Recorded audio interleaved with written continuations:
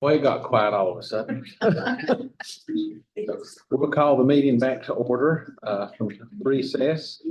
The board just completed its budget work session.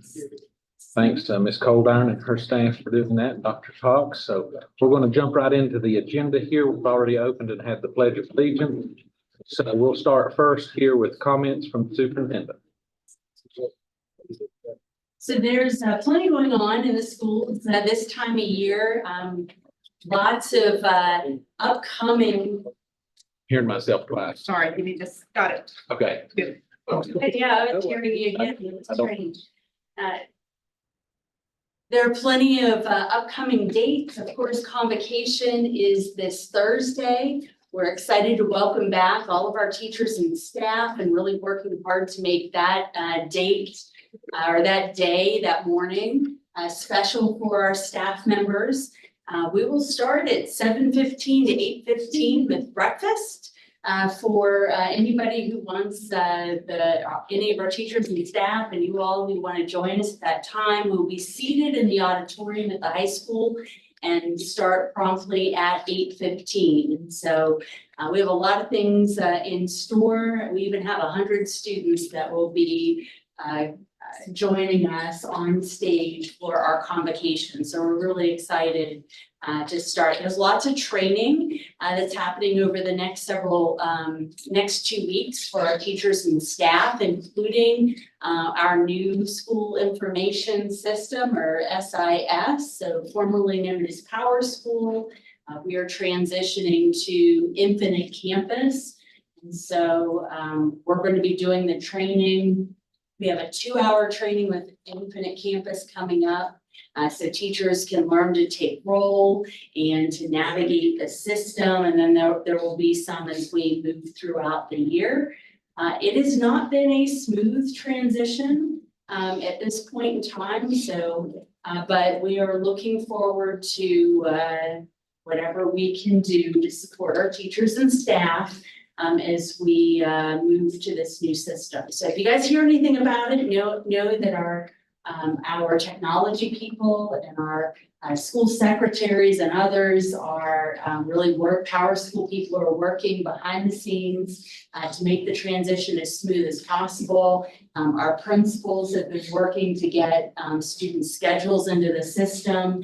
So there are going to be some bumps in the road, but we're doing our best with a transition that is largely out of our control. So I just wanted to share that. So that's one of the not so great things, but hopefully we're going to make lemonade out of lemons. We have a groundbreaking, finally, 11 or more years in the making for the new Ashe County Middle School upcoming on August 16th. So we sent out some invitations, but when you put that address in, it doesn't exactly take you where you need to go. So we are going to ask everybody to, it doesn't take you to the house. It takes you somewhere else. So we are going to ask people to come to the high school parking lot. We're going to shuttle anybody who wants to attend up to the site. It's an absolutely gorgeous site. And I do want to say a special thank you to the Benoys who are helping us. They have been our construction managers at risk this entire time. You'll hear a little bit more about our middle school progress from Allison in a few minutes. But we're really thankful for our partnership with the Benoys. They're helping us to make that event that day special. It will be at 1 o'clock on the 16th. So even more information to come on that. You know how we love to write grants here in Ashe County and to bring the best to our teachers and students. And we have been awarded a $1.44 million grant for the 21st Century Grant for our after-school program. This is an expansion grant, and this will allow us to expand services to our middle school and provide additional tutoring for our elementary schools. So I know during the budget meeting, we talked about the additional funds perhaps needed. We're hoping that part of this will be able to make up for that, but this is an expansion grant, so we'll be able to offer our after-school services, lots of tutoring at our middle school. So we'll be hiring some new people for that, as well as informing families pretty soon. A special thank you not only to Jamie, but Molly Porter did a fantastic job in writing that grant. Kudos to Molly for really just being a great addition to our team. Not only does she run a fantastic after-school program, the summer program, lots of good things going on. We had 100% of our students who participated and met the requirements of the grant, which is almost unheard of. And 100% of the kids will come if it's not a good program. And we're obviously offering some great things for our families. So kudos to Molly and her team for making that happen. Another new grant awarded, and this one thankful again for our student services team and Jamie, but this is specifically for a partnership with App Health. And so this one kind of fell into us. Jennifer Green called and said that, hey, would you like to partner? We might be able to get some additional mental health services, nursing services, and essentially it's been awarded for about $365,457 for the next 2 fiscal years. And it's in support of youth mental health. So all the efforts that we are making in this area, we want to make sure our kids are healthy, the whole child is healthy, and this is one of the ways we're able to do it.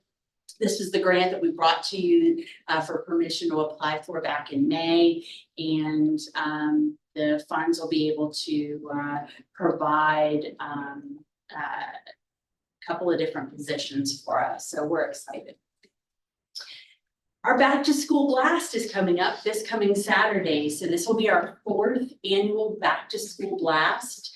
We are hoping that the weather cooperates with us and we're able to hold it outside. If it's held outside, it will be at our government circle as it has always been. And this is in partnership with our sheriff's department. Lots of activities. We've expanded it yet again, have so many different community partners.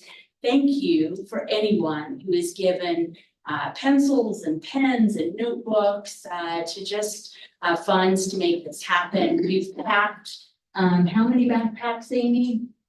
Almost 1,200. So we packed almost 1,200 backpacks over the last couple of weeks. Amy has done a fantastic job. And, you know, one thing that our finance team is pitches in during this time of the year to help make our back to school blast a success. And Tanya Greer specifically deserves a pat on the back. So if you see Tanya, tell her thank you for leading those efforts. She's done a fantastic job, and I can't wait for you to see all the exciting things, the joy on faces of children on Saturday and their families. Again, Shoes for Kids will be there, giving away free new shoes to students who qualify. Haircuts, oh my goodness, the free haircuts that we have. Shane Little coordinates that with a lot of different hairdressers every year.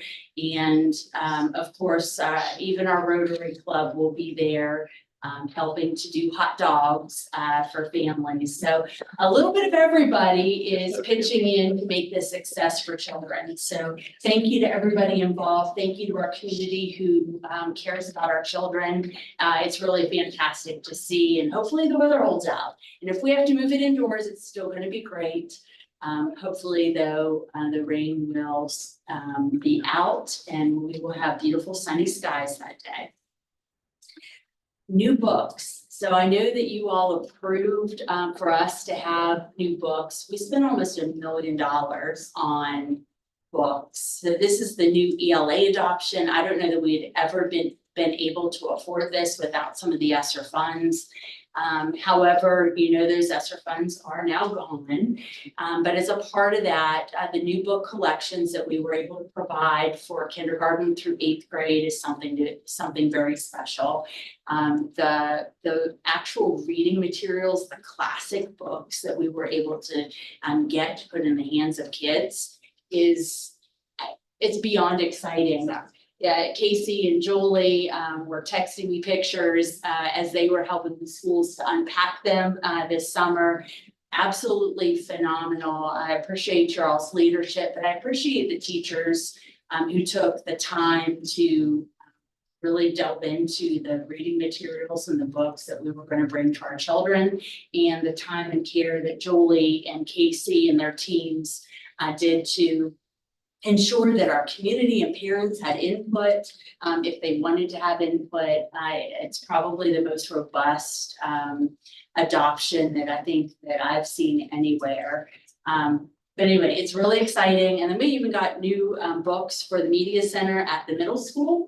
And why wait to have a brand new middle school to get new books? Let's get some new books now. And so about $35,000 worth of new books are going into the collection at the middle school. So we're really excited for kids to have some of the latest titles, but a lot of the classics as well. So our curriculum team over the summer has been working hard for our teachers or with our teachers, kindergarten through high school. In all different subject areas, not just our ELA, but they've been collaborating through PLCs district-wide so that they can not only meet with their school grade level teams, but across the district. And I happen to sit in on the 4th grade PLC for a good chunk of the time, and gosh, they were so excited to be there to learn more about wit and wisdom, which was were some of the books that were adopted. But to have the professional development, and then of course we set some standards this year of how we are going to plan for instruction, and this was in coordination with our exceptional children's department and some of the things that we learned about those best practices over the fall. And I think we have a really good plan. So what's good for some of our special needs students is also good core instruction.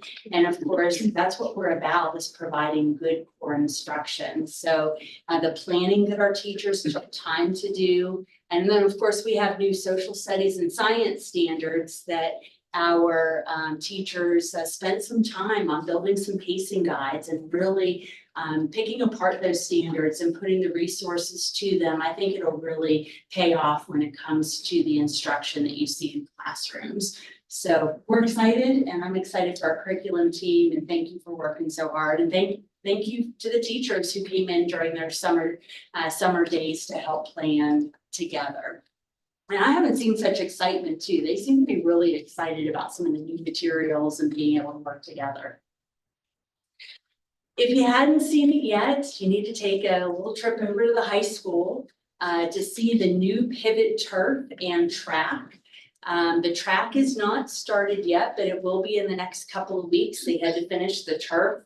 Before that, you'll see that there are some poles up, so some of the fencing is not yet. It's over.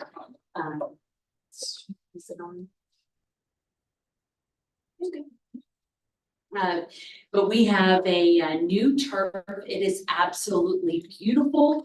And with our backdrop, I think we have the prettiest view from any field anywhere. I put up against anything. Even App State was coming to look at our new turf because we are the first east of the Mississippi to have this special turf.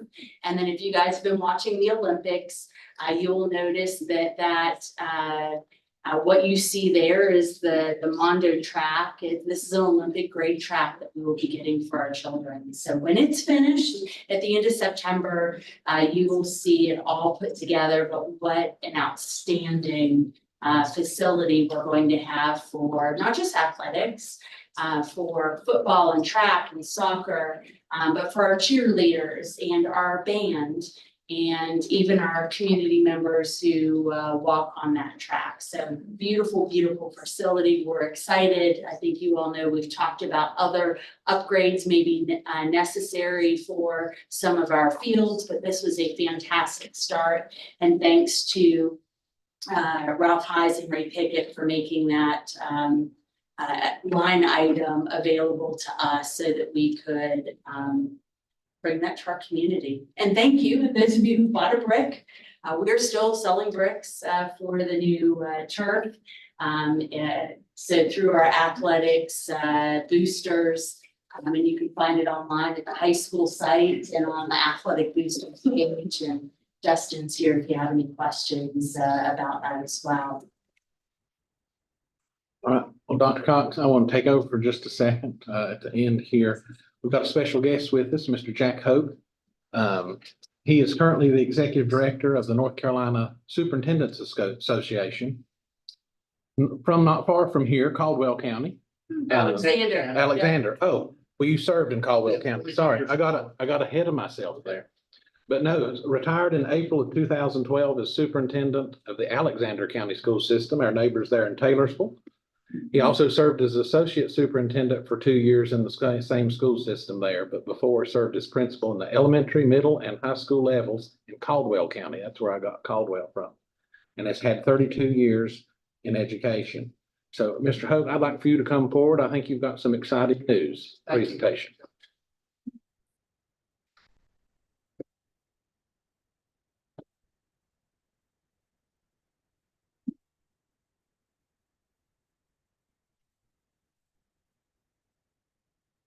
Mr. Chairman and members of the board, I want to thank you for your service to the students of Ashe County. Most days it's a rewarding job being on the board, but in these politically charged times and the financial issues with ESSER leaving, there's a lot of challenging times, just like I heard in your budget stuff. Got a lot to work on. It's always a pleasure to be in Ashe County. Dr. Cox, you're right. Your stadium backdrop will be the best in the state, and it makes Alexander look terrible. And they're getting a new turf there also. But I'm here tonight representing the North Carolina School Superintendents Association and to present the annual award of a graduate of the North Carolina School Superintendents Association Executive Leadership Program that is designed to empower transformational education leaders in North Carolina public schools. Dr. Cox was selected for this Brad Sneed Leadership Award, and I want to tell you about the award, and then we're going to do some photos. The award is named in honor of Dr. Brad Sneed, who served as superintendent of Carteret County Schools at the time of his death in October of 2008 at age 56. And he and I were good friends. He served as executive director of the Principal's Executive Program. He was the associate vice chancellor in the UNC system, served as deputy state superintendent, also served as superintendent in the Craven County Schools. Was a great human being, very supportive of educators. And so we decided 11 years ago to name the award in his honor. In selecting the award winner, the following criteria was used. Demonstrates the vision and the ability to translate vision into specific goals. The recipient should be a person whose leadership has resulted in her district, his or her district, developing or implementing innovative programs and projects to benefit students. And I look at your strategic plan for 2021 to 2025, and I review about 30 of those a year, and it's one of the better ones that I've seen. You've done an excellent job of doing that. Demonstrates a strong commitment to lifelong learning, focusing on continuous improvement of his or her leadership skills. Demonstrates evidence of setting and achieving high standards of ethical conduct within the organization. Dr. Cox has served as superintendent of Ashe County Schools for 4 years. She serves as a thought leader for the NCSSA Aspiring Superintendents Program, has participated each year in the Superintendent's Executive Leadership Program, and has been elected to serve as chairperson of the Northwest RESA with our new RESA director, Dr. Terry Worrell. She exemplifies the traits that guided Dr. Sneed's career in educational leadership. She has demonstrated a vision for the Ashe County schools as an educational innovator and a strong commitment to continuous improvement and high standards of ethical conduct.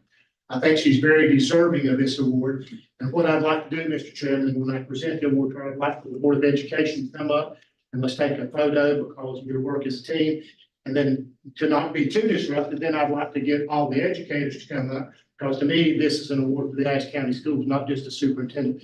It takes a whole team, and you've got principals, assistant principals, central office staff, teachers, non-certified. As everybody working together provides a great educational opportunities for our students. And I think you do that well in Ashe County School. Let's give her a round of applause.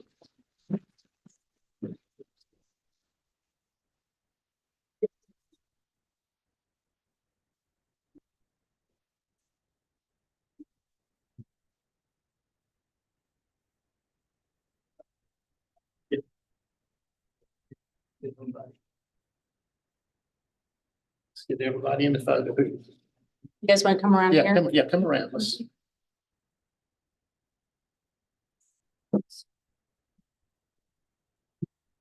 This will be in several statewide publications. Do the parade.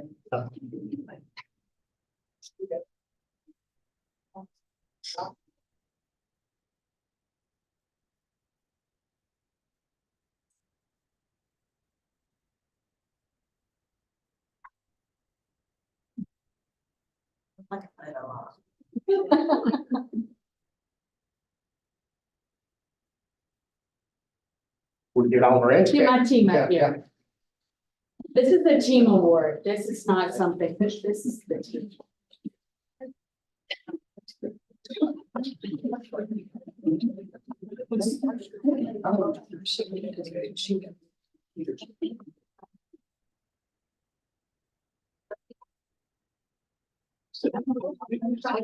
I'll be glad to get back. Get in. Yeah, you do. Yeah, come on in. So we think, let's see, somebody maybe. Your student, and come on, student. Come on, Jody, your time.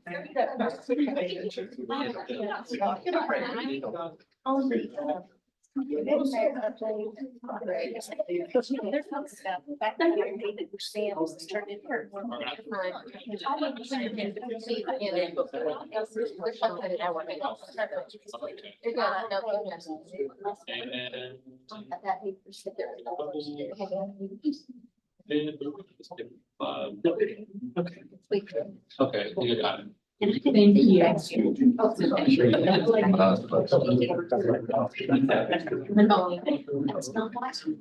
Yeah, she's up there. She is. There she is. Mr. Chairman, thank you for allowing me to be here today. And I've been, this is my 49th year. I've sat through a lot of board meetings. I'm gonna leave it in your capable hands. You're welcome to stay with us at welcome. Mountains. I think it would be. Thank you. Congratulations, Dr. Johnson. Congratulations, staff.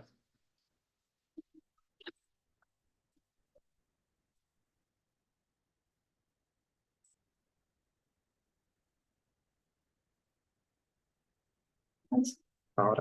I'm glad we got everybody up moving. That was pretty good. Don't think we have any public comments. We do not, but I do want to say, there's no award that is independent of the hard work of the board sitting here, the administrators, our directors, our teachers and staff. It's a team effort. Thank you, Dr. Costa. And now, hard act to follow. We got Miss Allison Kemp Sullivan. You got to come up next. Give us Oh, she is an great. update. I know. We're getting ready to dig dirt.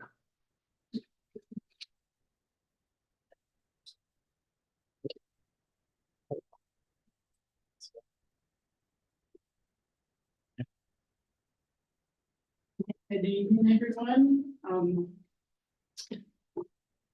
so excited because we've got a lot of boxes checked this week. The contracts with BOE Construction, and the GMP #1 amendment were approved today by the commissioners. That happened this morning. BOE Construction is also pre-qualifying contractors for GMP #2.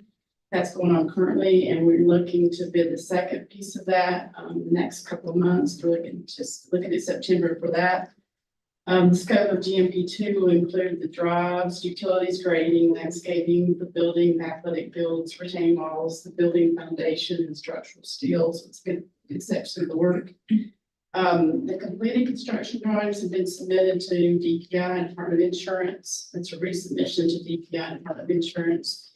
And we have received our 401 permits, our 404 permit, that's the federal permit for wetlands and streams. And we also received a erosion control permit at the end of last week, which means we can actually start work. So that's exciting. That was one thing we were waiting on. So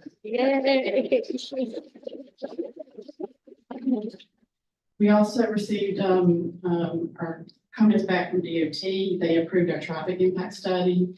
They did have comments, and we also had conversations with them about how we could partner on roads in terms of either maintenance and or construction. So we're having continued conversations with them. And the county's going to join us in those conversations. That's going on next week. So it's all really good news. And that's the 16th. correct? The meeting with the DOT is the 13th with the engineers. Okay. Yeah, and then obviously the groundbreaking is the 16th, so, yeah. Does anyone have any questions? I wanted to ask how this barrier for a left turn is going to impact traffic flow around the high school, with all the high school traffic. Because if people coming out the Greenfield Road have to turn right, then that's all going to funnel to where our buses and high school traffic is coming. Have they analyzed how to? They did. We shared the traffic impact study with you. Yes. And that was included with that. It takes into account the traffic on 221, the traffic light at Campus Drive. They've evaluated all of that, and all of those traffic interchanges all handles it. What they didn't want to happen is the traffic back up, so no traffic could move, because if there's a left turn, it couldn't move.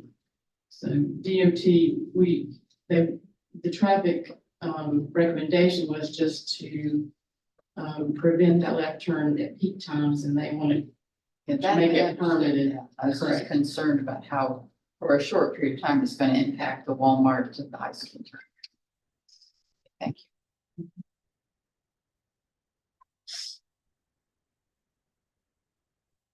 Any other questions?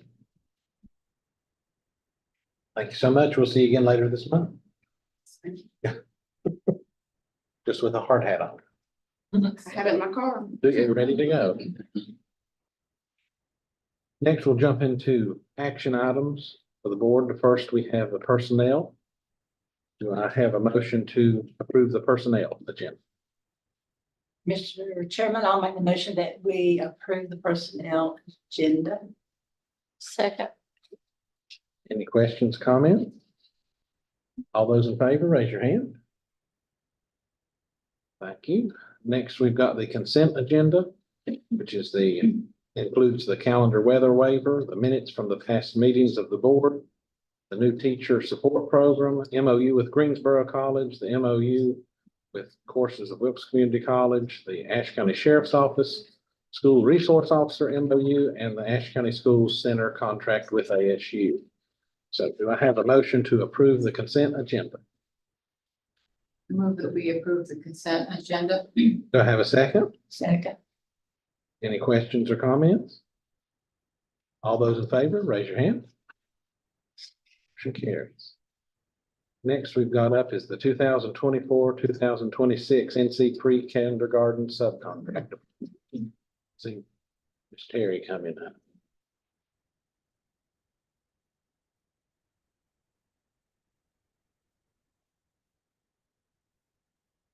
I think you're back a little farther than usual.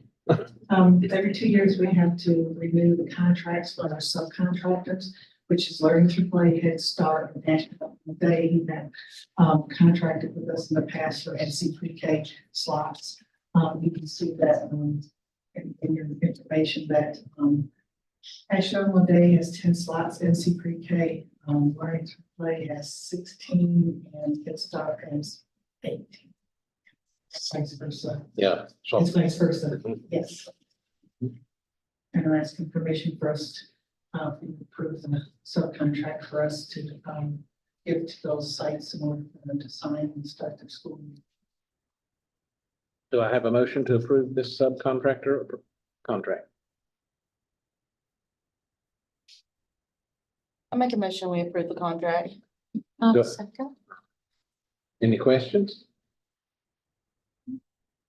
All those in favor, raise your hand. Motion carried. Thank you. See you in 2 years. Yep.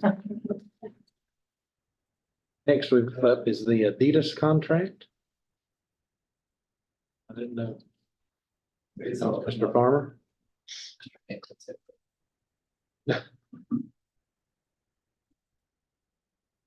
So you have the information, but we are very pleased with Adidas and really choose not to go in a different direction. We were able to get two bids, per se.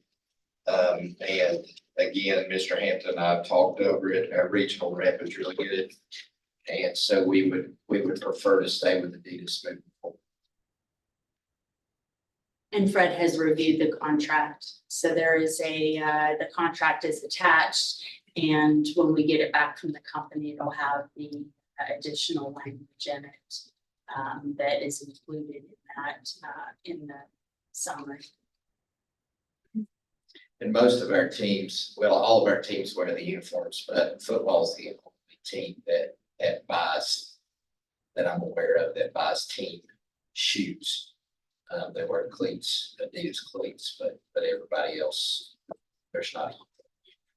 That's. So the question I had about the clause in there about the handicapped students would not apply to football, or it would? It's not a have to per se. They have always purchased a team shoe, and every student does that, but they do not have to do that. Okay, so the students are purchasing the shoes Yes, at a much discounted at those rate. discounted rates. Yes. Okay. Yeah, They make it work for a while. yeah. Any other questions? Do I have a motion to approve this contract? I make a motion that we approve the Adidas contract. Do I have a second? Second. Any other questions or comments? All those in favor, raise your hand. No? Thank you, sir. Absolutely. I guess you're still up here for Yep. absolute Absolutely. fees. We'll keep you going. So good evening. I didn't say that the first time, but we are looking. So one of the things that is a concern for us is our fees across the board. We've not raised those in years past. We dropped down by $1. It's a little bit we have included, if they go online, there is a service charge there, so it's included in this fee. So when we're looking at raising fees, it's not entirely accurate. If you were looking at the fee going up to $35, that includes that service charge by putting it online. So that's a new requirement. So we're really going up from $29 to $33, really. And in doing so, what we would like to do is eliminate all the additional fees that students have to pay. So departmental fees in the past have been art, $20, ceramics, $25, band, $50. They'll still pay a band fee, but they pay that to come to camp over the summer. So that's included in all those proceeds go to band. Graphic design was $10, PE fee was $15, photography is $30. And theater arts is 10. So what we would like to do is increase general fees just a little bit and do away with the additional fees, use our instructional funds given to us by the state and support those classes without putting that off on parents.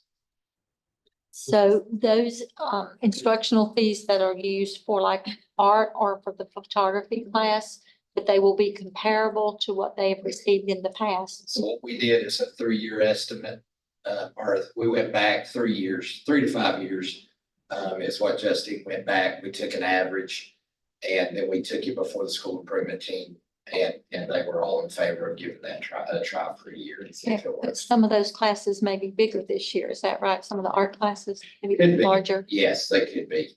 But we're not gonna let kids go without. But what we will do is this is the amount that you will get if you need additional And that's what the instructional funds are for, but we would like to take that burden off of. Oh, I agree with that. I just don't want these other programs to Absolutely. do without it. Yeah, we don't either. Thank And there will still be the fee waiver, obviously, for those who still struggle. And then, the parking fee, paint has went up drastically, and so we have to cover all those, parking spots of those kids who painted this week, and had a good time. We do not purchase that paint, but we purchase the paint to cover those back up and the supplies. So, we're just looking at a small increase there if we could as well. So.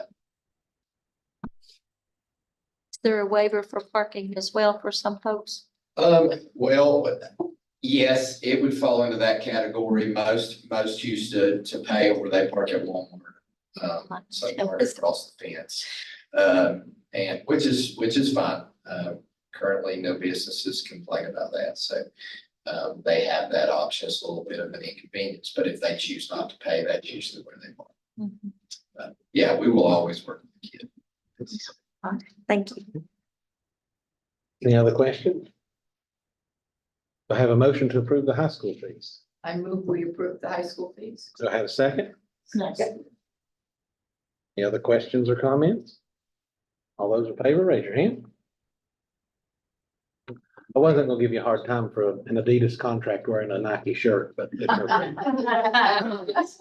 Yeah, I wasn't planning on it, being here, but that's a good. We'll have to get your piece Yeah, of black that's a good way tape to covered up. work that out. I don't really have a rebuttal there. Soft. We're moving on. Let's talk a little bit about the food. We've got the à la carte pricing for the 24-25 school year. Ms. Wood.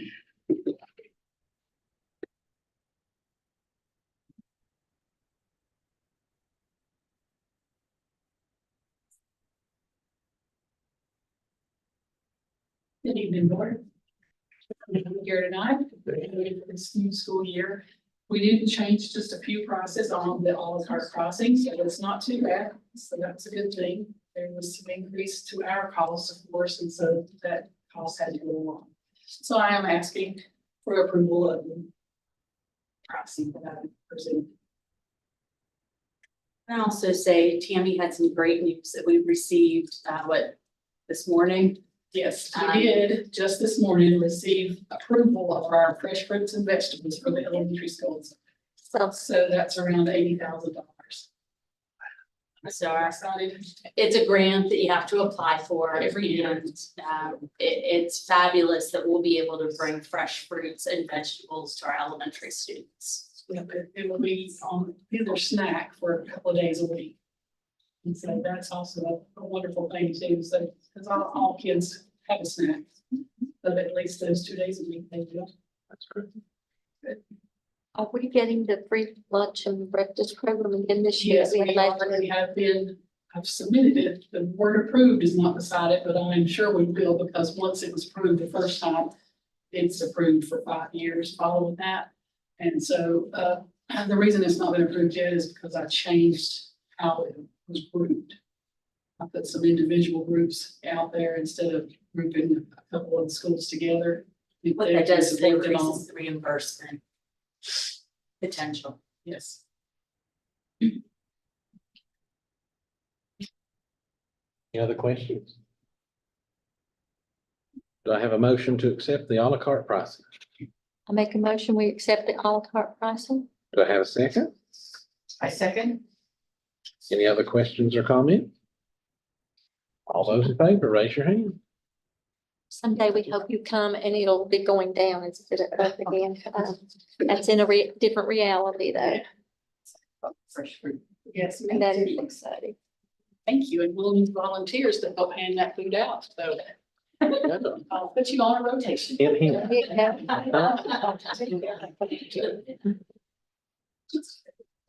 Next, we've got a student representative on the Board of Education, Dr. Collins. So at some point in time, you all, I had mentioned that, the possibility of having a student representative on the Board of Education. And we would like to propose that we have somebody representing each high school.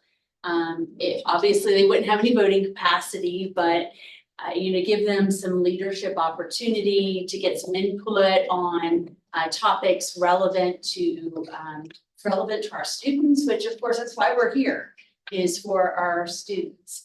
And I've spoken with both Dustin and Lindsay about this. You all are obviously elected officials. And so we thought that it would be nice if our current elected officials at the high school, so our student representatives, would be considered for that. And after talking with Dustin and Lindsay, having that student body president would be a great fit. And then if the student body president was unavailable, maybe the vice president would take their place, but you would have two students representing at the regular board meetings during that time. So give it a try this year. If you guys would like to have their student voice in that respect. And then if we wanted to change the process for future years, we could do that too. But they're already elected representatives. And of course, they were elected by their peers, just as you all have been elected by the voters in Ashe County. Anything else you'd like to add? I mean, if you're up for our student body president already said he would love the opportunity. So I've already spoken to him. I think it's a great opportunity for leadership skills for these kids, these students, and to hear their voices, I think is important. So would we expect, I guess I'm looking how that would fit, that they would do like a report or some kind of something every month that keeps us up in whatever's going on, and or we ask their opinion about things that we want to know their opinion about. They may have some things that we might not have even thought of. So who will you guys work that out for us, how this is supposed to work? And, well, the great thing is we're starting new, and there are some boards of education that do this, and they all seem to do it differently. So we can make this what we want. And I do think it would be great to hear from students what's going on, what matters to them. The things that they're thinking about, and your student body presidents are typically seniors in high school. So they have a lot that they could reflect on being students, in the district. So I just think it would be a nice voice to have. And certainly we could have, a 5-minute report similar to I do a superintendent's report. We could have a student report at the beginning of a board meeting. I know where I serve on the board of trustees at the community college, we have a student government association board member. They're ex officio, just like this would be. They do provide a neat perspective of what the student body is doing versus all of the faculty and staff end of it all the time. I'd like to suggest that we do a brief reception before our next board meeting, so we have an opportunity to meet those new representatives. And also, I like what you said, to lessen their anxiety. I think an overview or a brief overview of protocols and expectations. And if we have any of those we'd like to submit, we can do that individually. Yeah. Absolutely. Send them to me, and we'll certainly make sure the students are aware of what that looks like. Obviously, I don't want to put too much on our students who already have a big commitment to their education, but this leadership opportunity can really expand our perspectives. I think we'll learn as much from them as they do gain by being a part of this process. And I think we should, sorry, I didn't have my microphone. I think we should give some thought to them having to report out, because while I do think that's a great idea, that could become burdensome if you have a written report. It could just be, we could think about that and get creative there, but I don't, or they could take turns. They could take turns doing that. I just, written report. being on a board is well, it can be difficult sometimes. Well, certainly, we will work with them to make sure that the burden is not cumbersome for the kids, that it's actually an enjoyable learning experience, not something for extra. And flexible and evolving, and we can make it up as we go along too, but we want them to be able to learn. Do I have a motion to accept a student representative on the Board of Education? I move we accept the student representative on the Board of Education. Do I have a second? Second. Any other questions or comments? All in favor, raise your hand. Motion carries. We'll see them in September. Next, we've got updates and discussion items and consideration presentations for the board. First one we've got is procedures to accompany policy 4400. Good evening. Will you guys talk about the team that went to, yes, And Dustin can share me too. So a group of district and school level administrators went to a future focused schools conference in Washington at the end of we had at least one, we had new administrators, we had a teacher, we had, yes. very well represented. And the focus, one of the big focuses was school attendance, and how that is not only a state but it's a national issue that we're seeing everywhere. We learned a lot of really good stuff about AI and just student involvement and diversity. It was just really very rich conference, and our team went. And so we've met a couple of times since we came back and kind of leaned on some of the things that we learned. And we're realizing, of course, we have to meet our kids in a different way, to be able to get them engaged to be at school, and we have to address attendance maybe a little bit differently than we would have in the past. So we even talked about looking at our policy, and really we don't need to veer from our policy because state law kind of dictates that. So what we then decided was maybe we just need to look at some procedures, and beyond that, what it looks like for elementary, middle, and high. So this group came together a couple of different times, and we've developed what you have before you is a group of possible procedures to accompany our already existing policy. It's really a lot of the things that are already being done, with some of the new things added in that we've thought about, and we want to be very consistent and we want it to build. So we realize that elementary students really are not the reason why they're not at school a lot of times. So we understand how we need to handle that with the family or the caretaker. And then as they get to middle and high school, how that looks different as well. But we did want it to be very consistent across the board. And so we had administrator buy-in and input and really kind of just hammered this out together. You guys have anything to add? Say that. That's good. I will say that the cell phones really doesn't have anything to do with attendance. It's kind of added in there. It's just, this would be a one pager that we would send out.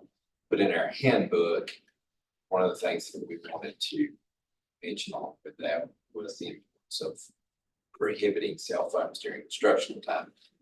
The rest of it is really about attendance. I thought this clarified the policy for parents, gave them specific details that would help them understand better what they could and couldn't ask. And teaching early in the days when cell phones were available, when they hide them down at their desk and they look their head down like they're writing on their paper or looking at a book, they're not paying attention to instruction. It's excellent. Well, and again, we wanted to bring back to the focus to do this one pager before the year begins. All this information typically has been school specific and in a school handbook. But if we put it in as a procedure, it kind of reinforces that this is a district initiative. We're all saying the same thing. It doesn't matter if you attend this elementary or this elementary. This is what Ashe County would like for our children to abide with and families. I'm all about not having your cell phones out during instruction. I think we've had that policy for a few years. I think my concern is how do we enforce that policy? Because it's easy to make a policy. It's a lot harder to enforce. And some of these folks, including me, are attached at the hip to these phones. So is there going to be some, enforcement of this policy? So one thing we've done at the high school, and really I would say it's probably a high school issue. I was principal of the school district, Joe was principal. It's always been, they're off when they come to the building, they don't come back on until they leave. So it's really a high school issue. And so one of the things that we did toward the end of the year is put it on our walkthrough instrument. So it's just a checkbox, our phones off and out of sight. And so we are gonna probably add to this procedure with your approval, that they will be put away in the the I don't remember how we worded it, but where the teacher location. Some teachers have them put them in the calculator caddy as they walk in. Some just have them put them in their book bag, because now they don't use lockers anymore, so they carry their book bags with them. And so what we do then is it's on our walkthrough instrument, we provide and checking classrooms. That will be one of the things that we'll be looking for. And I will say it drastically improved. I did address individuals, but I did not have to address it school-wide after we started enforcing that. So it'll be my responsibility, I suppose, to do that, but we want to make sure that parents understand it. And of course, 90 to 95% of kids will follow whatever the expectation is. But if there is not really an expectation, they'll follow that too. So we just want to make that clear out there, and then it'll be our responsibility. And really, the caddy or the book bag is an appropriate place for that. We don't want it to become a power struggle. We just want kids to be focused with the classroom. I do have a concern though. More and more of our medical apps are being put on our phones. Sure, And matter of fact, I have one sitting right here. sure. And so will there be exceptions with IEPs or 504s or whatever instrument that we need to make exceptions And to? most of our school nurses, if it's actually DEFCON, they are also linked with that student, so they get the alert as well. Right. But yes, that we always have the Yeah, exception. I would think at that age, they're beginning to manage it more and doing things more on their own, and they like being more independent at that age. So there will be accommodations. And he's completely correct. I did not catch that, so I will correct that, take the cell phone piece out of the attendance, so. Get that up. Well, I think when they do their one pager, it's important to have the one pager with these. This is what's going to help us move the needle. And I think from a high school standpoint, especially, but their kids are getting devices younger and younger, and we certainly want to make sure that our families know, please don't text your child at noon. They're in class at noon, at 9 a.m. They're in class at 9 a.m. If you want to contact the school, we have ways for you to contact the school, and that way we don't provide any temptation for our students outside those medical needs where they might actually need to look at their phone. So just for clarification, Yes, I'm a middle school student. Between classes, I can have my phone out and I can check my phone. not, No, every school will have their expectations. For us, it's instruction. But I know the middle school procedures have. And I imagine. they don't have At all. So no phones are out during the school day? Is that what I'm? At the At the middle school. Elementary. Middle school or elementary, no phones are out during the day, and if they are, you are going to take them. Correct. Okay. Yeah, the teacher will, take the phone first time, we'll let the parents know. If it becomes a habitual tendency that keeps happening, then they'll bring it to us and we'll have a different conversation with the family.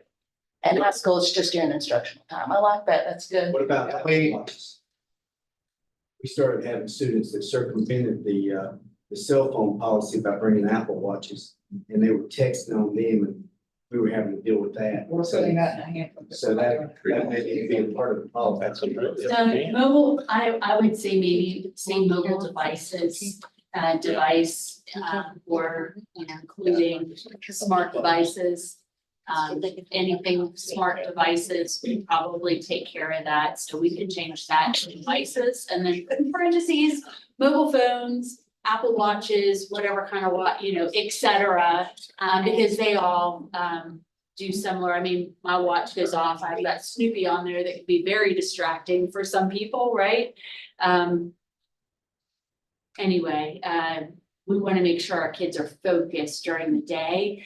But a lot of times, it's not the kids are doing it to each other. Oftentimes they're texting with mom or dad. Yeah. And so we really have to communicate that we want to keep your child focused. If you need to communicate with your child, we're happy to get that message for you. Or, at the high school level, they can check their text in the, after or between classes or at the end of the school day. And we would never deny a kid. So occasionally we'll go by a classroom and there's a kid outside the classroom on the phone. Their teacher has allowed them to step outside the classroom. We would never deny a kid the opportunity. Especially, these are drivers, these are kids that go to work. High school's a different beast, so to speak. And so we want parent, they can always call the front desk, but it is different. And so, but it is a huge distraction. So we just. Cell phones and attendance have always been two biggies. They'll drain your time. Yeah. But yeah, I'm sure I speak for this board. We support what you're trying to do here. Y'all chime in I would too. like one thing though. I would like for you to define excessive absence, tardiness, except, the tardiness, not the absences, excessive tardiness will result in loss of privileges. How many tardiness? So for us, what we're looking at doing is 3, well, it won't officially, but when we're talking about rewards at the high school, we're looking at 3 unexcused tardies as being an unexcused absence. And so we can't put it in that way, but when we're looking at opportunities for students to be incentivized, those tardies will add up and add up as far as attendance. So 3 people have to, well, that's the way it was when I taught, there was 3 people in absence. And we can't count that as an absence because the student is there. But from an incentive standpoint, to go to a pep rally or participate in a dance or something extra, that will count against them. So kids need to get there on time, be on time and be present. And that's where they're going with that. So while it's not an absence against their legal absences, it is for their incentives. They realized 3. Yeah, That's that's. all the way from elementary through high. It may be different at the So different, that that's each why one we of them says just, excessive. that's why we just use that more generic, but it will be consistent. But depending on the activity, but it will be very clearly There communicated. should be for 3 each event. 4. I mean, they should know exactly how many, So it will be communicated to them. because, if you don't tell me what excessive is, I may say, 10, 10 days, just be fine. Yeah, for sure. I mean, I've dealt with that. Excessive tar- I didn't have any tardies, trust me. I'm joking. Go ask my students. Did I have tardies, Scott? No, ma'am. Everybody was in their seat ready to go to work in that tardy building, not running through the door. No tardy. You was running through the door, you were tardy. Well, I think I will speak for the group. This is not exactly probably what we want it to be, but I think it's a step in the right direction. You can always get, And we couldn't go, I don't think any of us felt we could go back to where we were before the pandemic, but I feel like we are moving in the right direction with these procedures. And we do realize that the biggest portion of that is communicating clearly to kids and families, the expectation. So this is our attempt at, let's start this and let's be very clear with it to start with. Well, and we also, just one more thing, we also talk about proactive ways to get them there, rather than always the consequence. What are the proactive ways? Making sure that they know we want them there, building relationships, building the trust, greeting them at the door.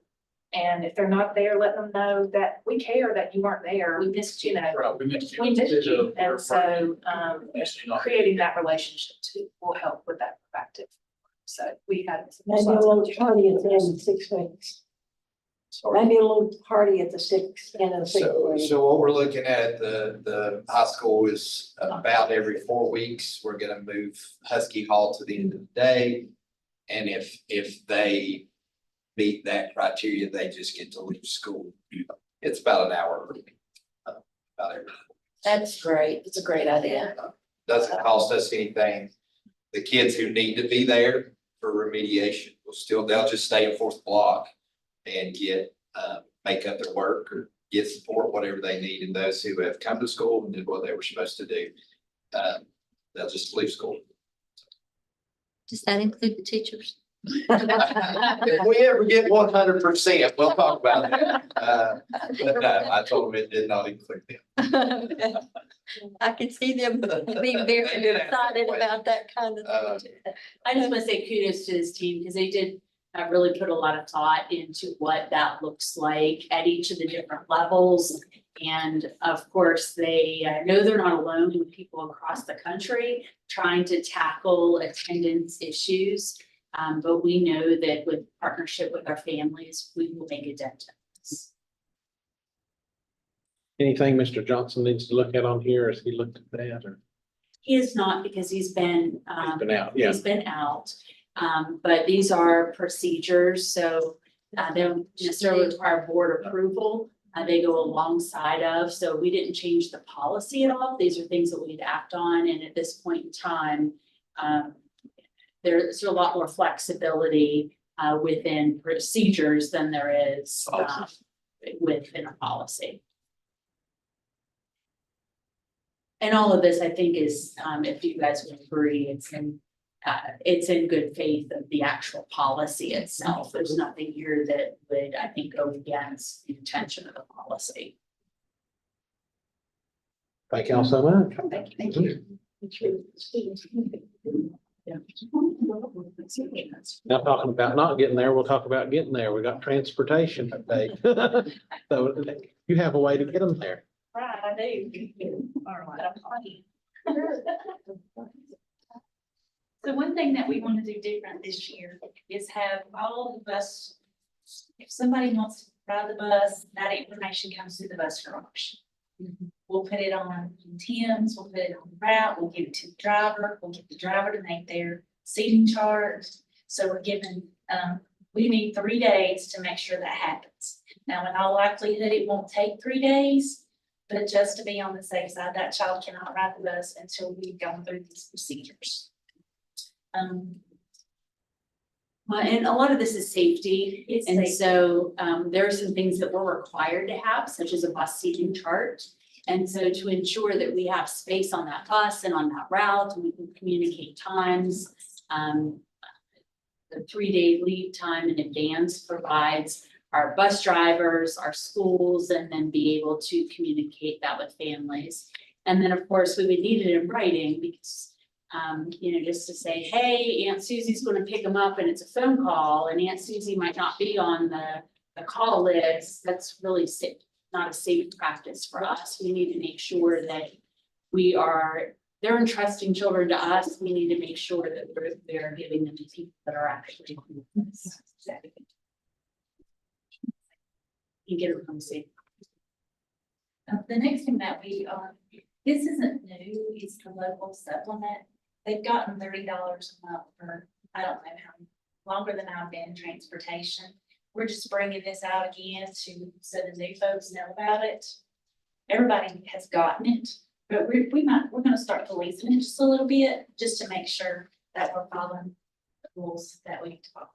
So think about that.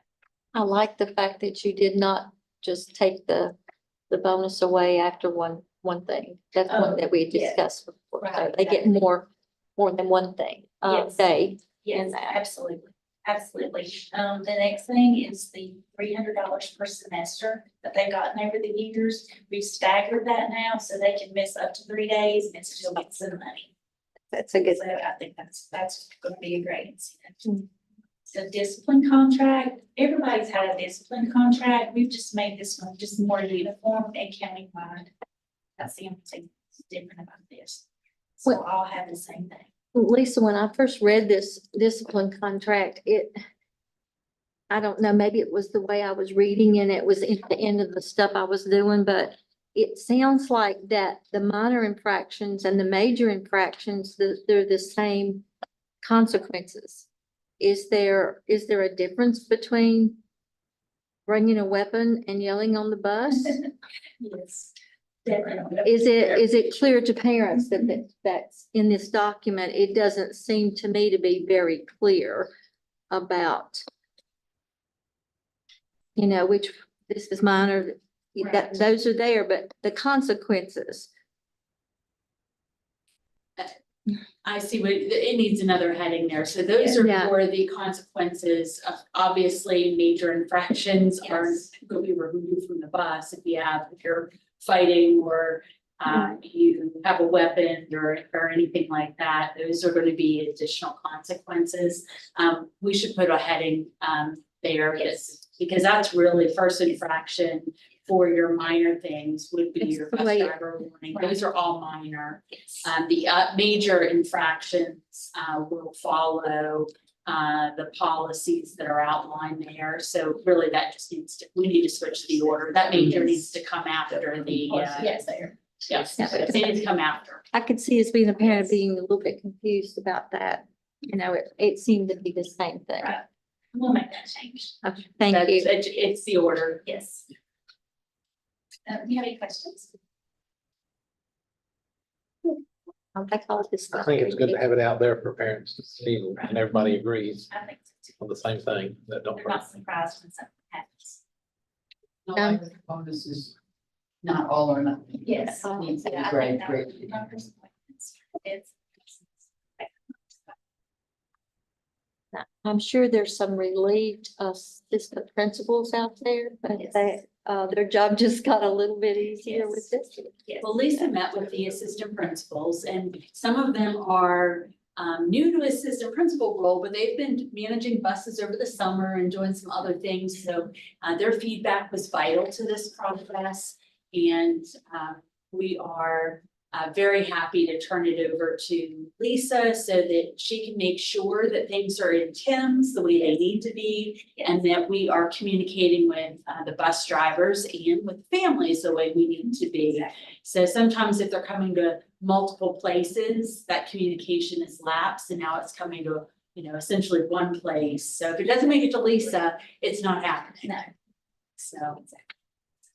So I have a question for you. If I have a child and I'm not gonna make it home to get them off the bus and I'm caught in traffic in Wilkesboro, that change, I need for them to ride the bus to Aunt Lucy's.